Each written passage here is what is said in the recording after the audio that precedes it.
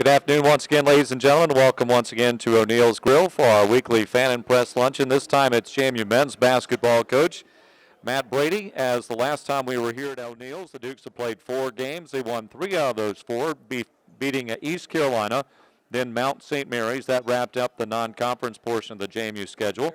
The Dukes opened up conference play at home on New Year's Eve, falling to the College of Charleston 65-62, and Saturday winning at Delaware 73-63 was the final there. Happy New Year, Coach Brady and the Dukes. Off to a pretty good start as we begin the 2016 portion of the schedule with the 11-4 overall record, 1-1 in the Colonial Athletic Association.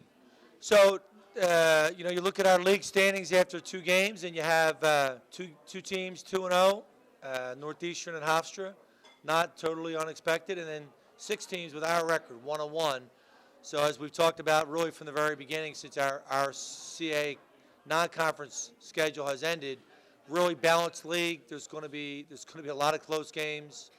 We've been involved in one at home last Thursday where we didn't finish the job, and the game the other day against Delaware, not nearly as close. But I think that's our league. I think there's going to be a tremendous amount of close games, a lot of parity. There's not a lot of separation in this league, and it's who's going to play well late in games. What did you see that did separate the Dukes from the Cougars at home on Thursday afternoon?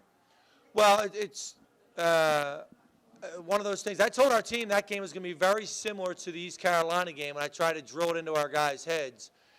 East Carolina was a tie game with 3 minutes to go. College of Charleston tie game with 3 minutes to go. Against East Carolina, Ron made a 2 to give us a lead that we didn't relinquish with 2 minutes to go. And with 2 minutes to go against College of Charleston, Dimitri missed a wide-open 3. If he makes that shot, I think we have one more conference win. But it's really 1 or 2 plays late in games that's going to separate us. In the College of Charleston game, we did as poor a job as we've done this year blocking out. And a point of emphasis for us is blocking out. The point differential on the offensive glass was 14-6. We lost by that differential by 8. And if we had just had an even game in that regard, we'd have won the game. What I've just told our team is every turnover that we commit for us is now really a point. So when we have some indescribable turnovers by throwing the ball to you guys on the sidelines, that's a point that we're giving to the other team. We're just giving it away. So those 2 stats we've got to be really solid on. We've got to be a really good blockout team, and we've got to bring our turnovers down every game. The consistency of finding a third scorer every game. Right now, probably your most consistent scorers are Ron Curry and Dimitri Chabarkaba. As you said after the game, you can count on him for 8, although he's averaging 12 per game, which is a career best for him. That third scorer, you really don't care who it is, but you got to get it from somebody. Right, that's exactly right, and we lament that every day in our staff meetings. Who's it going to be? We would love it to be the guys we've counted on all last year. Johani has not really played to his level except for a couple of games. Jackson's been wildly inconsistent offensively, been tremendous defensively. And the other guys off the bench, I try and find who the hot hand is going to be. The other day it was Winston Gray's. I thought he had a really good first half and had a couple, I thought, of those passes that we didn't need to throw away. But really a good effort by Winston Gray's. Obviously, one of Jackson Kent's better games. And the other guy that we need to figure out how to make him consistent is Shakir Brown. Not completely caught off guard by the fact that Shakir's been up and down. A little disappointed so far that Johani hasn't been consistently just solid. He hasn't been solid on the offensive end, and Jackson's been up and down. So hopefully it would come from that group. And Dimitri's been very solid offensively every game. He's really been solid at both ends of the court every game. So you're right that we need a third scorer. Don't really care who it is. But to become a really good team, I think you're looking for a third and potentially a fourth scorer. Now that you've played 15 games, I think when you get to halftime Thursday night, you'll be at the midpoint of the schedule. Can you, in a game itself, since you've got a large sample to work with, can you tell very quickly who does have the hot hand or not? How far would you ride some of these guys before you'll make a change? Well, I think we're a team that offensively has very even shot distribution. So it's not necessarily the case that we're going to know who's going to have the hot hand. And, it's a tug of war sometimes who we're going to put in the game. And case in point was in the second half, I kept Joey McClain in the game at Radford, and he hit a huge 3 that, when the lead got away from us, Joey hit a great shot. And Joey's been able to do that. And I think that Winston Grays has the ability to do that. I don't think we're at a point where I want both of those guys in the game a whole lot together. That would be a small perimeter with Ron and Joey and Winston. And I think with Jackson being as solid as he's been defensively and as explosive as Shakir has shown he can be, you're really trying to figure it out sometimes between Winston and Joey, but they're both capable. I think the other guys that haven't had as much of a chance are capable, but it's a bit of a challenge to figure out which guy is going to have it. And but most of the time, we figured it out. You look at our record, feel good about where it is. Defensively, we're really solid. Offensively, it's getting that third or fourth score. And if it comes from the bench, that'd be great. Where is your comfort level in terms of how you're going to utilize Paulius, Shotkus, or Ivan Lukic for that matter? Well, kind of like Winston and Joey, who's going to get it going, and from game to game, not really sure. Really, from practice to practice, not terribly certain. Ivan is certainly the better shooter of the two. Paulius typically has the ability to make the extra pass and to get traffic rebounds. So they're different kinds of players. We like them both a lot. But really, again, not unlike the perimeter, hard to get a fifth front court guy in the rotation and to get him consistent minutes. So they're dealing with something that's not easy to deal with, which is not knowing when your number is going to be called and not really sure how to affect the game. What we ask our guys to do every game off the bench is just help us with energy and toughness plays. And if you do that, typically you end up the ball will find its way into the net for you. So find a way to get rebounds, get loose balls, make the extra pass, get a block out, and then if you have a chance to score, you'll have those opportunities. You did lose at home to the College of Charleston. What did you know beforehand, and what do you know now about Darrell Brantley, who came up with 29 points against the Dukes? Well, he's a hard matchup for us because none of our forwards are really great laterally. So we're much more comfortable guarding two post players like Delaware, as you just saw us play. A guy that can take us off the bounce with that kind of quickness is hard to guard. In fact, we were going to recruit him a year ago at this time. He was somebody that we were aware of. We had watched him play 3 different times. Didn't really have the room for him. And I think we would have been very comfortable with him in our rotation. As you see, he's a very talented guy, but that's recruiting. You have 13 scholarships, and last year didn't have a whole lot of them. Really talented young guy. For us, I think it was just a career game, and that happens. In fact, he could have had a career game if we had just played a little better on the defensive glass. And you can withstand career games from players as long as you do everything else right, like rebound and not to turn the ball over. If we had done one of those two things better, rebound the ball defensively or not turn it over, to me it's a win. But we didn't do either one of those particularly well. I will turn it over to other members of the media here at O'Neill's Grill. Gentlemen. You mentioned the lack of consistency from Johani and Jackson, even Winston. How do you explain what many might find surprising from players who have experience with this team? Well, and not even inexplainable. From Johani's perspective, the other day it was almost comical. It was almost like a Keystone Cop routine out there. He was really, really had a poor effort offensively. But you know what? I just met with him before we practiced already this morning. I think he's still one of the hardest matchups in the CAA. I think, when he gets going, he's a very difficult matchup, and he will at some point kind of break through this play that he's in. I have great confidence that he's going to get better. And as I said 2 weeks ago, I feel like Jackson will break through, and then here he is. He breaks through against Delaware, so that's significant. I have a lot of faith and trust in our guys that they're going to play better. I do think that in the case of some guys, they're going to be up and down because of their role. And in the case of Shakir, it's new. This level, conference play is different than non-conference play. There's a book on you that there wasn't before. So I think that Shakir is going to have some really good games. He'll have some games where he's not really good. I really think it's Jackson and Johani that have to play well. And I think Winston being consistent off the bench and Joey being consistent because they know what they're in for. We obviously saw how the team bounced back from the loss at Charleston with how they did at Delaware, but mentally wise and their attitude, even in the practice between those games, how pleased were you with how they responded to that loss, and what does that mean for the team moving forward? Yeah, it's a quick turnaround for everybody in this league this year. The second game every weekend is, for the most part, TV notwithstanding. it's a really quick turnaround, and we feel like we have a really good chance if we have a few days of prep in terms of, because we try and take some things away. So on a one-day prep, we did a couple different things we didn't do all year. I thought our guys responded really well. We hadn't trapped the low post hardly at all, and we had been switching a lot of ball screens. We didn't switch one ball screen the other day. So on a one-day prep, I thought our guys responded really well and thought we played with a lot of energy. And other than Johani, having a very uncommon game, I thought that I think our guys really responded well. You mentioned teams having a book on players.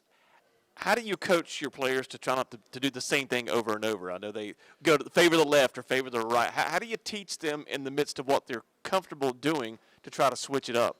Well, for us, I still think there's something that we're not great at. We're not a great passing team. I've said that to you, right, Dave, time and again. And that's okay. So make the easy pass.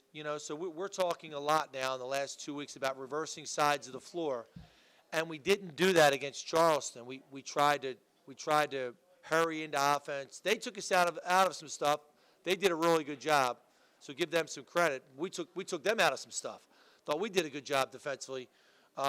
They just had a guy had a really good game, and we gave him some second shots.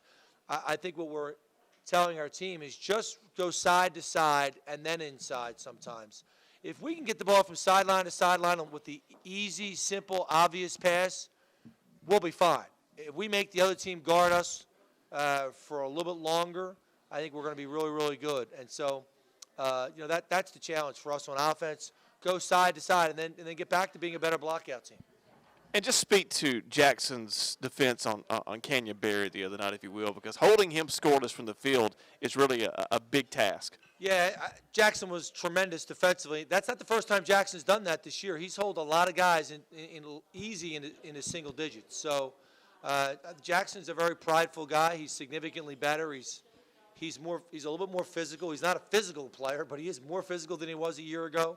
I think the fact that he came up with a lot of loose balls against Delaware, those are plays he wouldn't have made a year ago. He just wouldn't have even ran and attempted to get those plays for fear of, collisions in the open court. So Jackson is much more willing to put his nose into some plays, and I think that's showing up. And, the truth of the matter is he's been excellent defensively all year long, and, we don't talk about it. Truth of the matter is it's catching me a little off guard, but he is 6'6". He's got long arms. He does understand what the other guy's trying to do. We give him a really good scouting report. Jackson's done a really good job. You talked a little bit about the struggles Johani had the other day. How do you go about trying to get his confidence back to where it was before that knee injury happened? Well, I think number one, it's take him to the side and tell him he's a really good player. He's a hard guy to match up with. The ball just, strangely, he wasn't even hitting the rim the other day. So that's not, not being, I'm not sure it wasn't not being ready. It's just really bad basketball from his perspective, and that's not something we anticipate. He's going to come back in the gym here in a couple hours and get another workout in. I think he's a guy that's always willing to get another workout in. We played a little bit more one-on-one with the forwards today, and he and I will watch tape this afternoon before he leaves for the day. So watch some tape, play some one-on-one, and we're going to continue to throw him the ball. I really believe that he's going to get back to his average, 12 a game, and he's a ways away from that, to be honest with you. He hasn't caught that very many times this year. Watching him, does it just seem like on film that he's just rushing himself, basically? Yeah, I don't know. It just doesn't seem like he's really the same player. You would think that he hasn't played, Division I basketball. He looks like his freshman self more than he does his sophomore self. And so, when he came off the knee injury, he immediately had an unbelievable game at Marshall where he was dominant. And he had a good game against FIU, and then his play has really not been there. So what I just said to Johani at 9:30 when I met with him is he needs to go into these practices like he needs to be a dominant player, not play with his teammates. He needs to try and dominate, and he just did a little bit of that today. He tried to score some. So he's got to do that every day this week, and I think he'll have some good games. Against Delaware, we saw a little bit of the Serb Dallenberg lineup. Haven't seen that much. What's made you reluctant previous games to put those guys out on the floor together? Yeah, well, Delaware plays two posts. It really comes down to can we guard the other two forwards, and in the case of Darrell Brantley, neither one of those guys could guard him. So we certainly couldn't have them both in the game together. There's not going to be a lot of games where I look at it and say we can play those guys together unless we go into the game and say we could play a 3-2 defense or we could play one of our other defenses. Neither one of those guys are terrific guarding, quicker players off the dribble. So if they can guard somebody in the high post, but against Darrell Brown, who made a three, he made 1 3 for the season, and he obviously makes 1 against us. So, he had a career game. He's a hard matchup. He's a good player. I'm not going to put Dimitri Johani on him very, very often. And there are other forwards like that in this league that they just can't guard, and we're not going to put them in a position to not be successful. Against Delaware, my staff didn't like it, but I liked playing those two guys together because I think they had a chance to play against that front court. And when I see opportunity to do that, I'll play those guys together. Yeah, I mean, Dimitri's offensive efficiency is off the charts, and if Johani were to get back to where he was, what's the potential value in having those guys on the floor together? Well, if you look at those two numbers and just add them together and think they've played very little together, we're getting 20 points at the 5 spot. That's a significant number. When you look at the 4 spot, it's not as impressive. Whereas Tom is a much better player than he was a year ago, he's still not a terrific scorer yet. So I do think there's value in trying to play Dimitri and Johani together, but have to kind of be cautious when I do it. I can tell you, I look at it every game and say, can we do that this game? And I don't know that we can do it, a Thursday night, but if we get in ruts, I may try and do it. But I think at the other part of that is, we need Poyas and Elon to come through for us and play to their level and be there consistently. And the last thing for you with Johani, the free throw shooting. I mean, is that related to the knee? How do you explain how bad he's been? I can't. I really can't explain. I think that basket looks really small to Johani now. And that happens, when you're not playing well. It looks like the basketball looks like a golf club hole. It just looks really small. And I don't – it is a confidence thing, I think, on the free throw line. He's a 68% free throw shooter. He's now shooting not even want to talk about that number. Further south. So it's not a good number, and we need it to go up. And it kind of is related to what we can do in the second half, because a year ago I would run some isolations for Johani because if he got fouled, he'd make the free throws. And so I haven't run hardly any isolations for us because his free throw shooting hasn't gotten back up there. The Dukes at home on Thursday night, and that contest against the Phoenix of Elon. And then on Saturday afternoon against the Towson Tigers. That's at 4 o'clock. Coach, a quick scouting report on the two teams the Dukes will host this week. So Elon, Matt Matheny's the head coach. He coached under Bob McKillop, I think, for 17 or 18 years. It's very similar to Davidson offensive style. It's very fast. It's very wide open. It's 5-man motion. It's really challenging how you're going to guard because you can't tell your guys what they're going to see every possession. So, again, we like to think that in a 3 or 4 game prep that we can guard people most of the time. But this particular team is different because they play sometimes 5 perimeter players, and they're not doing the same thing every time down. So it's a real challenge for us defensively. And then Towson, obviously, they've added a significant transfer from Wake Forest.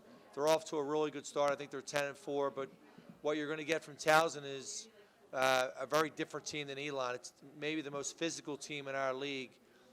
They crash the glass with 3 and sometimes 4 guys. They try and dominate both glasses.